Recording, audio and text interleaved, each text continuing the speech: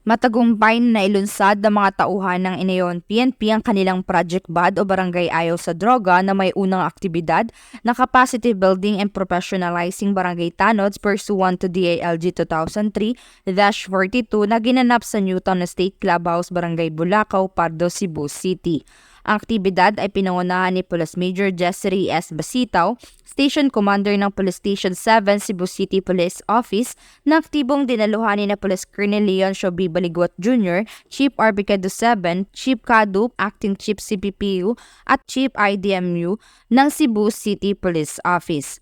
Ayon kay Police Major Basitaw, ang aktibidad na ito ay hindi lamang pang isang araw o isang linggo kundi ito ay pananatilihin hanggang sa mga susunod na hinaharap.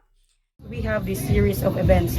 Sa pagkakaroon lang, we focused on the barangay tanods and professionalizing them and equipping them with knowledge on how to go about being first responder sa barangay level.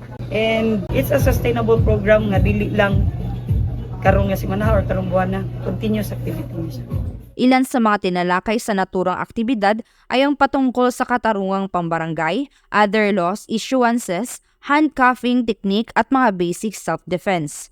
Nagbigay naman ng taos-pusong pasasalamat ang isa sa mga chief tanod na si Eddie Abapo ng Barangay Inayawan sa pagkakataong ibigay ng Police Station 7 sa kanila upang mapalawak pa ang kanilang kaalaman at kasanayan.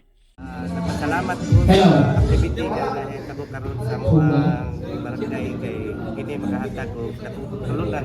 Guidelines sa mga atuang mga Ang dedikasyon ng Inayawan Police Station 7 Cebu City Police Office sa kanilang tungkulin ay nagpapakita ng kanilang matinding pagmamalasakit sa kapwa at sa komunidad. Mula dito sa Cebu City, ako ang inyong PNN correspondent, Patrolwoman Judith Nicanor, alagad ng batas, tagataguyod ng Balitang Pulis.